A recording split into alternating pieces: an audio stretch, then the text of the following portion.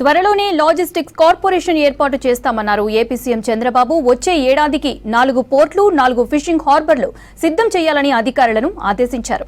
కూటమి ప్రభుత్వం కక్ష సాధింపు చర్యలకు పాల్పడుతోందని ఆరోపించారు ఏపీ మాజీ సీఎం జగన్మోహన్ రెడ్డి. కాపులపై చంద్రబాబుకు ఎందుకంత కోపమని ప్రశ్నించారు మాజీ మంత్రి అంబటి రాంబాబు. పోర్టులు, షిప్పింగ్ హార్బర్లను రాష్ట్ర సంపదగా తీర్చిదిద్దాలని అధికారులను ఆదేశించారు ఏపీ సీఎం చంద్రబాబు. వచ్చే ఏడాదికి 4 పోర్టులు 4 హార్బర్లను సిద్ధం చేయాలని సూచించారు. షిప్పింగ్ హార్బర్లు, ఎయిర్పోర్టులు, పోర్టుల సమీక్ష నిర్వహించారు బాబు. త్వరలోనే ఏపీ లాజిస్టిక్స్ కార్పొరేషన్ ఏర్పాటు చేయనున్నట్లు తెలిపారు. తొలి దశలో అమరావతి, కుప్పం, దగదర్తి, శ్రీకాకుళం ఎయిర్పోర్టుల నిర్మాణం పూర్తి చేయాలని ఆదేశించారు ఏపీ సీఎం. రేపు ఏపీ కేబినెట్ భేటీ కానుంది. ఏడాది పరిపాలనపై మంత్రులతో చర్చించనున్నారు సీఎం చంద్రబాబు. ఇప్పటికే శాఖల వారీగా మంత్రుల పనితీరుపై రిపోర్టు సిద్ధం చేశారు. రిపోర్టు ఆధారంగా కేబినెట్ లో చర్చ జరిగే అవకాశం ఉంది. ఏడాది కాలం పనితీరుపై ప్రజల అభిప్రాయాలు ఐవీఆర్ఎస్ ద్వారా సేకరించనుంది కూటమి సర్కార్.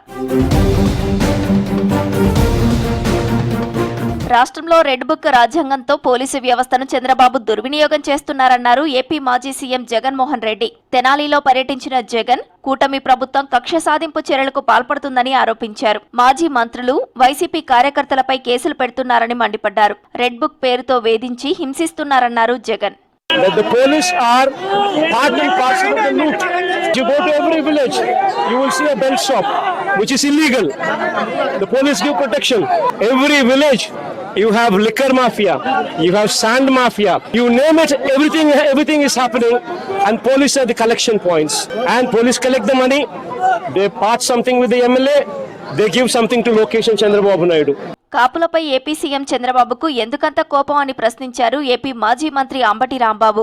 కాపులను బీసీల్లోకి చేరుస్తామని మేనిఫెస్టోలో పెట్టిన చంద్రబాబు ఇప్పుడు ఆ అంశాన్ని పట్టించుకోవడం లేదని విమర్శించారు. 2014 నుంచి 19 మధ్యకాలంలో జరిగిన తుని రైలు దగ్ధం కేసులో కాపు నేత ముద్రగడ పద్మనాభం సహా మరో 40 మందిపై అప్పట్లో కేసు నమోదైందన్నారు.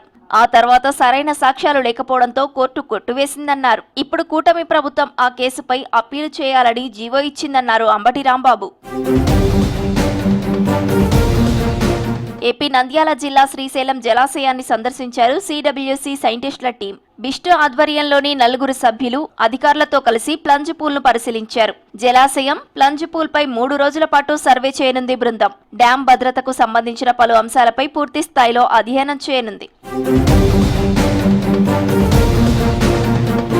శ్రీవారి మెట్టు దగ్గర నుంచి కాలినడకన తిరుమలకు వెళ్లే భక్తులకు దివ్య దర్శనం టోకెన్ల జారీ కౌంటర్లను తాత్కాలికంగా మార్పు చేశారు టీటీడీ అధికారులు. శ్రీవారి మెట్టు దగ్గర నుంచి అలిపిరిలోని భూదేవి కాంప్లెక్స్ కు మార్చారు.